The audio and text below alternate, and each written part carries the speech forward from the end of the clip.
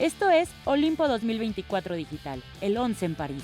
Inició la participación mexicana en París 2024 con los equipos de tiro con arco. Explicaremos en qué consiste la propuesta de paridad de género de París 2024. Diego y Oli nos presentan una nueva versión del deporte ráfaga. Información, historias y contextos, ¡comenzamos!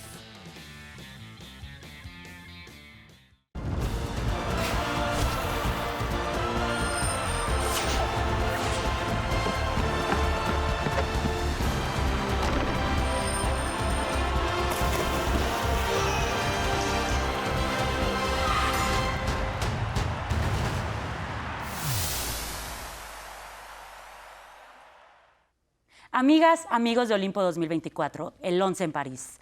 Bienvenidas, bienvenidos al quinto episodio.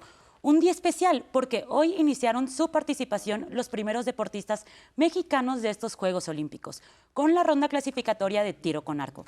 Yo soy Diana Laura Gómez y tengo el placer de saludar con mucho gusto a Heriberto Murrieta. ¿Cómo estás, mi querido Ben? Diana, muy bien, qué gusto saludarte, el gusto es mío. Si nos están viendo en el estreno del programa, pues ya estamos a poquito más de 12 horas de que inicie la ceremonia de apertura de París 2024 con este fastuoso desfile de las naciones en el río Sena y los actos centrales en los alrededores de la Torre Eiffel y el Trocadero. La primera vez que unos Juegos Olímpicos de verano serán inaugurados fuera de un estadio. Y quien ya está instalada en París es Marion Reimers, a quien le mandamos un abrazo cariñoso hasta la capital olímpica. Marion. Heriberto, te mando un fuerte abrazo, por supuesto también a Diana, a todo el público que nos acompaña. En efecto, nos encontramos en el distrito 16 de París, en el mero corazón de la ciudad luz. Hay un dispositivo de seguridad tremendo, prácticamente imposible acercarse a la Torre Eiffel si no se tiene un boleto, si no se tiene una acreditación o si no se cuenta con algún permiso especial de parte de la policía. El programa del día de hoy es muy especial porque al margen de centrarnos en lo que sucede en París, vamos a hablar de la paridad de género, que es un tema central en el deporte y es un tema central para el desarrollo de las mujeres y para combatir la desigualdad en el mundo. De acuerdo con el Foro Económico Mundial, se necesitan 131 años más para alcanzar la paridad, no únicamente en el deporte, sino en todas las áreas de la vida. Y esta es la primera edición en la que se hablaba de que habrá paridad en los Juegos, pero temo decepcionarles porque se quedó un poquitito corta la organización, querida Diana. Sí, y también vamos a platicar sobre el inicio de la participación de México en París 2024 con la ronda clasificatoria en el tiro con arco en ambas ramas. Un deporte en el que México tiene 3 medallas olímpicas. La verdad es que ya somos potencia, Heriberto, todas desde Londres 2012. Así es, Diana, muchas esperanzas están puestas en esta disciplina para México con cosecha de medallas en campeonatos mundiales para las mujeres y un equipo joven de hombres que va en ascenso. Precisamente aquí les informamos cómo les fue en esta jornada y cuáles serán sus rivales en los torneos individuales y por equipos. Alejandra Valencia, Ángela Ruiz y Ana Paula Vázquez lanzaron sus primeras flechas en París 2024. Valencia se posicionó en el 8º lugar, Vázquez en el 20º puesto y Ruiz en el lugar 24. En la clasificación por equipos, México se colocó en el 3er lugar y esperan en cuartos de final a Gran Bretaña o Alemania. Alejandra Valencia se enfrentará en 32avos de final al estadounidense Jennifer Muschino. Ana Vázquez a la alemana Charlene Schwarz y Ángela Ruiz a la británica Briony Pittman. Entre los varones, Matías Grande se ubicó en la posición 11ª, Bruno Martínez logró el lugar 21 y Javier Rojas terminó en el puesto 55. Por equipos, avanzaron a las fases de eliminación en el 9º lugar. El próximo martes, Bruno Martínez se enfrentará al cubano Hugo Duro, Matías Grande al mongolés Otkonbot Batarkuyar y Carlos Rojas al turco Berkim Tumer. Además, Alejandra Valencia y Matías Grande conformarán el equipo mixto, que enfrentará a Brasil en octavos de final. Sí, el tiro con arco, Heriberto, vimos una imagen de Alejandra Valencia que estaba pues conmovida porque pensaba que había hecho una mala participación y que no le había alcanzado para clasificar. Clasificaron en terceras el equipo mexicano femenil. Justo como podemos ver la imagen, conmovida. ¿Qué nos dice Sí. esta imagen, la verdad? Sí, porque pensó que iba peor de lo que realmente iban en la clasificación. No terminó tan mal, pero hubo un momento donde efectivamente estaba conmocionada, estaba triste, casi abatida. Alejandra Valencia, que es una de las esperanzas de México en estos Juegos Olímpicos, pero para fortuna suya y de sus compañeras se recompusieron y acabaron por avanzar en el día de hoy, pero hubo un momento ciertamente de desazón por parte de Alejandra Valencia. Sí, Heriberto, la frustración de Alejandra Valencia. Marion. En efecto, bueno, pues desearle muchísima suerte a las arqueras, a los arqueros, más que suerte, éxito, porque la verdad es que, como ya lo mencionaban ustedes, son una enorme esperanza para el deporte mexicano. Como bien también lo mencionaban, son los clavados, con Osmar Olvera, que se convirtió en el clavadista más joven en participar en una edición de los Juegos Olímpicos acontecida en Tokio. Es el actual campeón mundial en trampolín de 1 metro. Ganó 3 medallas de oro también en los últimos Juegos Panamericanos. Entonces, me parece que también acá podemos fincar muchas esperanzas, pero el hecho de que ya estén en competencia estos atletas los convierte en 1 en 1.000.000. Escuchamos la historia de Osmar Olvera. Yo soy Osmar Olvera Ibarra y represento a México en clavados. Lo que me atrapó de los clavados es la adrenalina y esa sensación de volar. En mi familia ha sido muy importante desde que inicié mi carrera deportiva. Mi papá fue un gran jugador de fútbol americano, Salón de la Fama aquí en México. Mi mamá también hizo deporte a nivel nacional, en atletismo, gimnasia rítmica. Entonces, en mi casa siempre estuvo el deporte, en mi vida siempre ha estado el deporte, pero creo que pues ahora sí que es lo que soy, el deporte. Me ha enseñado muchos valores, me ha enseñado mucho sobre la vida y siempre me está enseñando. El momento más decisivo de mi carrera creo que fue en Fukuoka 2023, cuando dejé de ser esa promesa y me convertí en realidad. Tokio fue un proceso totalmente diferente. Yo sabía que podía lograrlo, que podía estar llena de mis primeros Juegos Olímpicos a los 16, 17 años, y ahora este proceso para París ha sido totalmente diferente, ha sido un poco más corto, pero al final ya tengo más experiencia, tengo más competencias, llego siendo tricampeón panamericano, siendo medallista mundial, es totalmente diferente a comparación de Tokio y la verdad que eso me motiva. Es una sensación indescriptible. Ver la bandera de México, escuchar el himno nacional en otro país, cuando te cuelgan la medalla de oro es una sensación que no puede describirse, pero es mucha satisfacción, mucho orgullo. Va a haber días buenos, días malos, pero creo que el ser disciplinado y amar este deporte y hacerlo con pasión es lo que me ha hecho llegar hasta donde he llegado.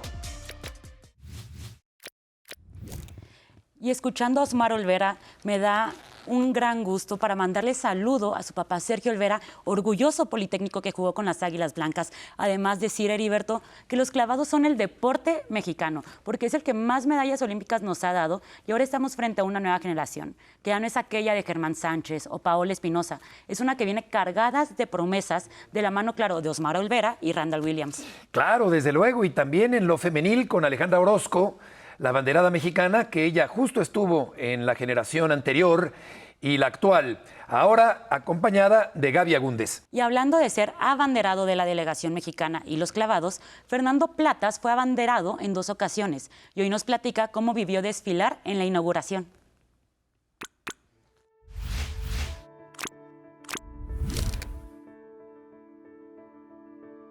Más de 100 mexicanos cumplen el sueño de competir en unos Juegos Olímpicos y París será el escenario de su esfuerzo. Pero antes vivirán un momento único, la ceremonia de inauguración.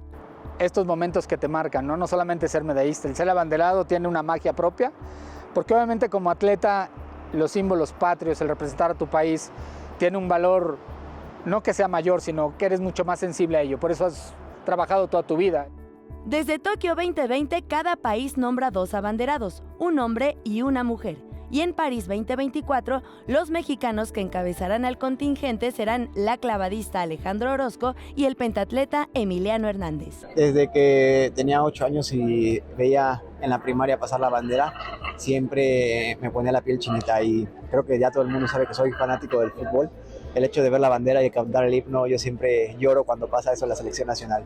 Y ahora poder portar la bandera en el río Sena, aquí me tocó estar también en un papel importante, pues me hace sentir muy contento, muy ilusionado y sabiendo que el niño de 8 años pues tuvo buenos pasos, buen camino y ahorita está aquí. Según Platas, liderar al equipo es de los mejores recuerdos de su vida.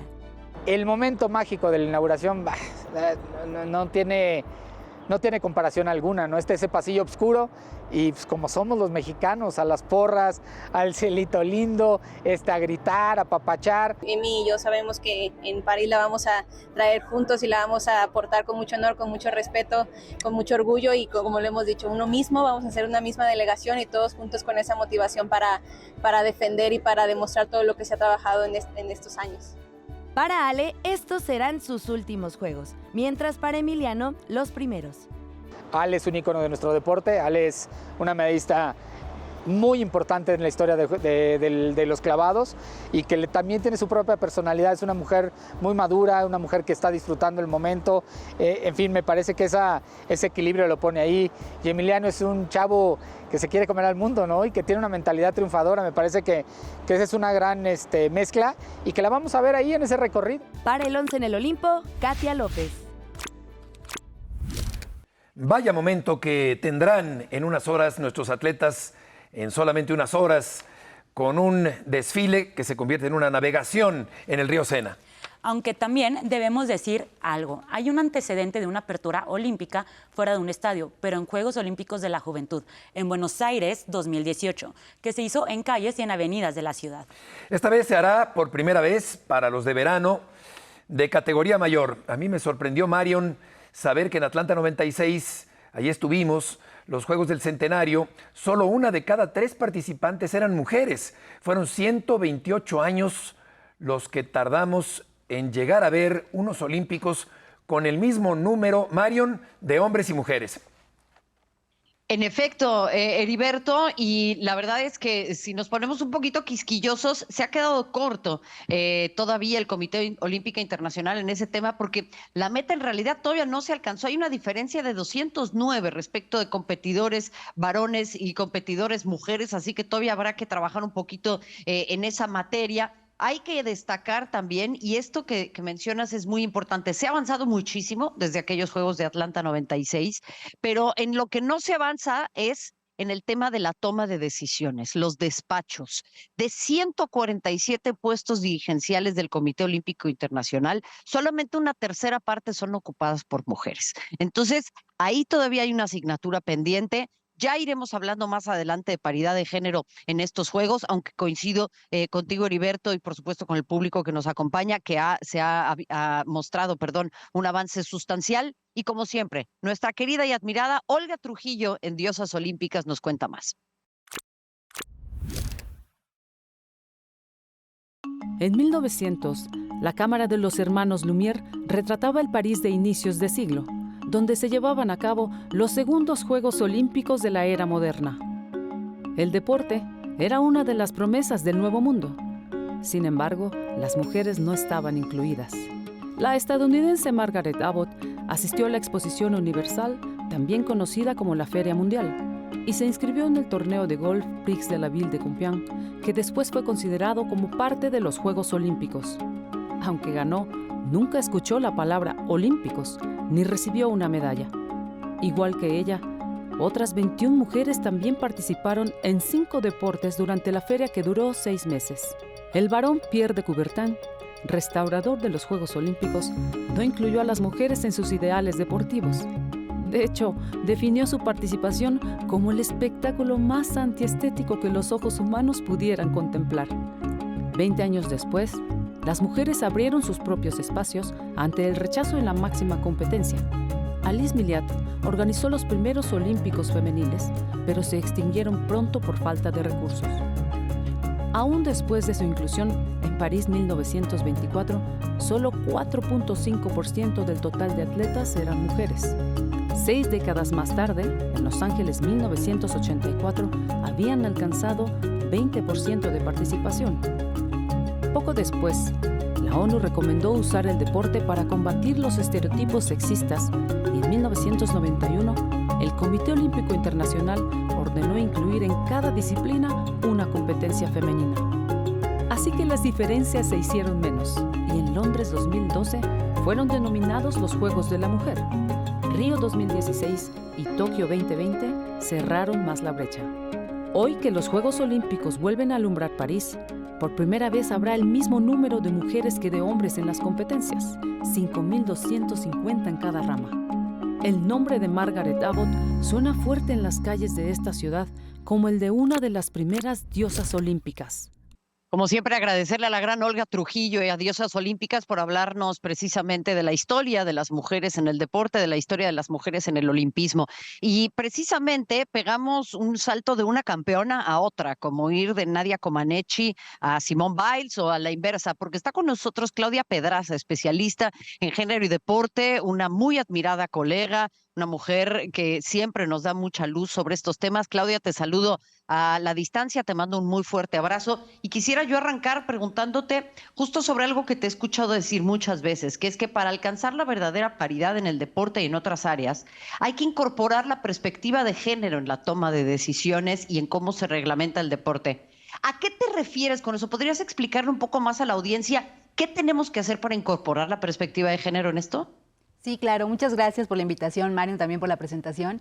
Y esto que siempre señalamos se refiere a pensar en cuáles son las necesidades específicas de las mujeres para atenderlas en el campo deportivo, ¿no? Estamos hablando ahorita mucho de la paridad y eso sin duda es significativo, ya no lo decías tú, ya lo decía la propia Olga, pero seguimos teniendo lagunas de omisiones que no atienden las necesidades que puede tener una mujer deportista, ¿no? Por un lado. Y por el otro lado, cuando hablamos también de perspectiva de género, es pensar cómo estas formas en las cuales nos han construido como hombres y mujeres también inciden en el campo deportivo. Y pongo un par de ejemplos. Esta es la primera vez que vamos a contar con una guardería en los Juegos Olímpicos. Y madres olímpicas seguramente ha habido desde 1900, que fue la primera vez que participaron.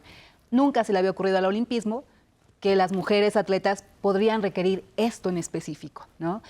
¿Cuál es otro de los temas? Seguimos avanzando a pasos muy contados en el caso del abuso y el acoso sexual a deportistas, ¿no? Y en el caso particular, por ejemplo, de los varones, se avanza todavía con más tiento porque es muy vetado hablar de esos temas en el ámbito de los deportistas varones. Las mujeres, con todos los movimientos de reivindicación de los derechos femeninos, pues han alzado la voz frente a estos casos, pero en los casos de varones seguimos teniendo ahí una omisión porque es muy vetado y sigue siendo muy señalado y sigue habiendo mucho tabú al respecto. Entonces, este tipo de problemáticas son las que permite atender la perspectiva de género pensada en el deporte. Claro, Claudia, qué gusto tenerte aquí en el Foro de Olimpo. A mí me gustaría preguntarte, ¿qué momento representa para ti el mayor punto de inflexión que ha tenido el deporte femenino dentro de los Juegos Olímpicos? Híjole, yo ubicaría tres. Uno meramente simbólico, que es precisamente la inauguración de los Juegos de México 68. No lo pensaron así, pero el hecho de que fuera una mujer la que encendiera el pebetero lanzó un primer aviso de pues cuál era el futuro del deporte olímpico, ¿no? Y cómo necesitaban ahí atender. A mí me parece que uno de los momentos históricos que es clave para entender lo que está pasando son los Juegos de Barcelona, porque en 1992 fue la primera vez que un grupo de mujeres dentro del olimpismo puso sobre la mesa el tema de las ausencias femeninas. Fue la primera vez que se llevó ahí a la mesa donde se discutía cómo se participaba y a partir de ahí se organizaron estas task force para impulsar la participación. Fueron estos grupos de mujeres en comisiones específicas las que empezaron a decir, bueno, podemos hacer esto, no podemos hacer que haya más pruebas para mujeres, podemos hacer que los deportes, si quieren ingresar al programa olímpico, traigan necesariamente una rama femenil. Entonces, estas mujeres organizadas, ya hablaba Mario de mujeres que podían incidir en las decisiones, son las que impulsan este comité que se llamaba Atlanta Sydney, que tenían la meta de llegar a la paridad en Sydney, ¿no? Se encontraron con muchas en 2000. Estamos llegando a la paridad 24 años después. Sí. Eso nos habla de las resistencias, pero también nos habla de la necesidad de esto que decían ya, el trabajo organizado desde dentro del comité. Oye, Claudia, ¿cuáles son los principales obstáculos que enfrenta una mujer en el deporte de alto rendimiento por el solo hecho de ser mujer? A mí me parece que precisamente el principal obstáculo es esta ceguera de género, de cómo la exigencia deportiva del alto rendimiento impacta distinto a las mujeres, precisamente por las diferentes etapas de vida de las que ellas pueden estar atravesando, ¿no? Tiene que ver con estas labores de cuidado que usualmente y tradicionalmente se le siguen asignando a las mujeres y que obliga a muchas de estas atletas a renunciar o a tomar decisiones muy drásticas al respecto de la maternidad, ¿no? De incluso el vivir en pareja, ¿no? De toda la cuestión de la salud reproductiva, que sería por una parte, ¿no? Esta cuestión de cómo parecería que la exigencia deportiva es igual, independientemente del género, y lo que vemos es que sí hay una diferencia. Y por el otro lado, todo el tema, precisamente ya lo decía, de las violencias y el acoso que están normalizados en el deporte. Lamentablemente sigue existiendo una cultura de entrenamiento deportivo que un poco justificada en la exigencia, valida comportamientos que son muy violentos, ¿no? Violentos desde el punto de gritarte, insultarte, con la idea de que eso te va a hacer más fuerte y más resiliente para la competencia, y que muchas veces se articula con otras prácticas que ya tienen que ver con violencia psicológica, física e inclusive violencia sexual. Esto se suma que además seguimos sin tener programas y políticas deportivas nacionales que tengan perspectiva de género, entonces resultan muy difíciles de erradicar estas problemáticas. Muchas gracias, Claudia, nuestra especialista en temas de deporte y género, que nos ha hablado precisamente de la importancia de la perspectiva de género al interior del deporte y de sus regulaciones, es decir, entender las necesidades específicas de las mujeres, el ejemplo de las guarderías tan importante que apenas hasta ahora en 2024 se da cuando las mujeres participamos de los Juegos Olímpicos desde hace más de un siglo. Evidentemente también tomar en cuenta lo que nos decía en torno a, me parece, mal entendimiento de las actitudes masculinas o del abuso, ¿no? Tema tabú también entre los varones que se entrenan, todas las asignaturas pendientes que todavía tenemos, por ejemplo, la educación menstrual, que ha sido también un tema que ha tomado en cuenta ahora el Comité Olímpico Internacional en cuanto a los uniformes, entender, por supuesto, también la paridad de género en la cobertura mediática y toda esta clase de cuestiones, Claudia, que son importantísimas. Hablábamos ya de que estamos prácticamente cerca de la paridad, pero yo me preguntaba, y no sé si este cuestionamiento te parezca legítimo, sobre el concepto de la interseccionalidad, que me gustaría también poder explicárselo a la audiencia, porque decir, bueno, ahora ya hay casi un 50% mujeres y hombres participando de los Juegos Olímpicos, pero ¿qué mujeres son las que participan? ¿De qué privilegios gozan? ¿Estamos hablando de mujeres racializadas? ¿Estamos hablando de mujeres en condiciones de precariedad? ¿O de qué interseccionalidades estamos hablando cuando hablamos de la paridad de las mujeres? Porque creo que eso también es muy importante. ¿Son mujeres del norte global, occidentalizadas todas? ¿O son quizás mujeres que provienen de contextos mucho más ricos y mucho más diversos, que es lo que estamos buscando, ¿no? Así es, creo que este es un aspecto fundamental de esta paridad, porque efectivamente están la misma cantidad de mujeres y hombres participando hoy, pero no son las mujeres o no son todas las mujeres de todos los países. En efecto, cuando hablamos de interseccionalidad, hablamos de esta, por así decirlo, combinación de categorías de una persona que la posibilitan de participar o no en un espacio social. Y entonces el género siempre se ha visto como una de las categorías que inciden que puedas participar, pero si se suma, por ejemplo, a el nivel socioeconómico o en este caso al origen étnico-racial o a la nacionalidad, vamos a ver que existen todavía mayor desigualdad de condiciones para las mujeres, por ejemplo, en países árabes o en países musulmanes o en países del sur global, o para las mujeres africanas existen en tanto sea el deporte el que les permita tener la movilidad social. Entonces requieren mayor esfuerzo que el que puede requerir un atleta en un país como Estados Unidos, ¿no? Entonces sí son las mismas mujeres, pero no son todas las mujeres, y eso creo que hay que decirlo. Y no solamente en el ámbito de las canchas y los rings, sino hay que ver cuáles son las otras mujeres ausentes. Ya lo decíamos, las mujeres en las direcciones, pero también las mujeres entrenadoras. Hay pocas entrenadoras, un 13%. Las mujeres periodistas, ¿no? O sea, creo que el propio Comité Olímpico contrató apenas 40% de su plantilla reporteras, periodistas para las transmisiones, que es por mucho superior a lo que había existido. Entonces, faltan mujeres en no solamente otras espacios de la actividad deportiva, sino representando a otro tipo de naciones, de realidades y de experiencias en el deporte. Claro, Claudia, muchísimas gracias por estar aquí. Muy importante lo que nos estás diciendo. En Arabia Saudita solo llevan 3 mujeres de 33 atletas. México, al fin, por primera vez, ya lleva más atletas mujeres que hombres, con 63 mujeres y 46 hombres. Entonces, se está haciendo un avance. Todavía falta. Muchas gracias por estar con nosotros el día de hoy aquí en Olimpo 2024. Gracias, Claudia. Buenas, buenas, niñas y niños. Qué gusto verles otra vez. Yo soy Diego. Y yo, Oli. Bonjour. Oli, si yo te hablara del deporte ráfaga, ¿cuál dirías que es? Yo diría que son 100 metros planos. Veo por qué lo dices, pero no. ¿No? Tiro con arco. Cerca, pero lejos. Oh, mon Dieu. Oh, ya sé, ¿le básquetbol? Así es el básquet, el bello deporte de botar la pelota y meterla a una canasta. Pero ahora, si te digo que hay manera de hacerlo aún más ráfaga, ¿qué dirías? Oh, pues que a menos que los jugadores usen patines con cohetes, no veo cómo. Pues no es mala idea, pero la verdad es que lo hacen reduciendo el número de jugadores. Es el básquetbol 3 contra 3. ¡Uy, solo 3 por 3! Así es, mi querido Macarrón. Una disciplina que debutó en los Juegos de Tokio 2020 aceleró mucho más el ritmo de juego. ¡Oh, cómo! Poniendo música techno. Pum, pum, pum, pum, pum, pum, pum. Otra muy buena idea también, pero no, fue reduciendo el tiempo y el espacio. Juegan 3 jugadores por equipo con un suplente. Solo se usa media cancha y un aro, y los equipos tienen 12 segundos para tirar. ¡Oh! ¿Solo 12 segundos? Solo 12. ¿Y cuánto dura el partido? ¿Igual que los normales? ¿4 cuartos? No, aquí hay de 2 sopas. ¡Oh, sopa! Sí, a mí también se me antojó sopa, no te voy a mentir, pero no hay tiempo para sopa.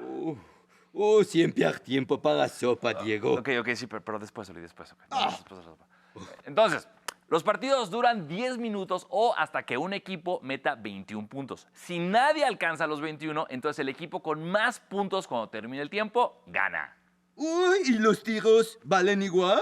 Los tiros dentro del arco de 3 valen 1 punto y los de afuera 2 puntos. ¡Oh, suena muy bien, Diego! ¿Cuántos equipos participan? Son 8 equipos masculinos y 8 equipos femeninos. Ay, y también suele ganar Estados Unidos. Pues mira, recuerda que solo han tenido esta disciplina en unos juegos. Ahí el oro en hombres se lo llevó Letonia y el de mujeres Estados Unidos. Pues mon ami, me urge que empiece la competencia para verla. Ay, a mí también, pero lo importante es que hasta entonces podemos hablar de sopa. Yo soy Diego. Y yo, Oli. Au revoir. ¿Cuál es tu sopa favorita? Diego, Oli, les mando un muy fuerte abrazo. Me encanta siempre escucharlos y sobre todo con este tema del básquet 3x3, que yo sé que Diego además es ultra fan del básquet y juega muy, pero muy bien. Ya se los había yo adelantado.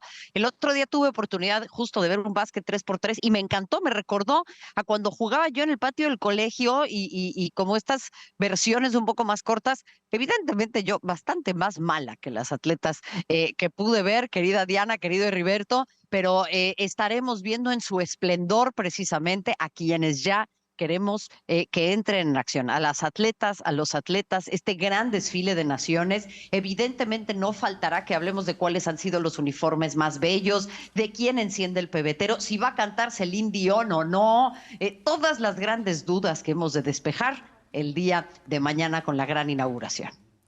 Marion, yo también era muy mala en el básquetbol, la estatura a mí nunca me ayudó, si soy muy honesta. Pero Heriberto, Marion, ya estamos llegando al final de esta edición de Olimpo 2024, el 11 en París.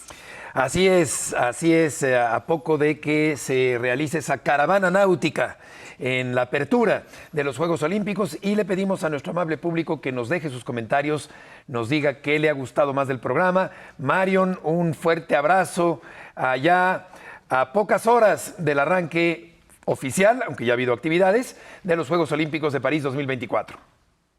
Aquí estaremos, querido Heriberto, querida Diana, ya casi como para irnos a apartar un lugar, porque va a estar llenísimo, entonces me voy corriendo, pero les mando un fuerte abrazo, mañana nos vemos aquí. Nos vemos mañana, Marion, y a todas las personas que nos acompañaron el día de hoy en Olimpo 2024 Digital. Fue un placer estar con ustedes y gracias por acompañarnos. Nos vemos hasta mañana.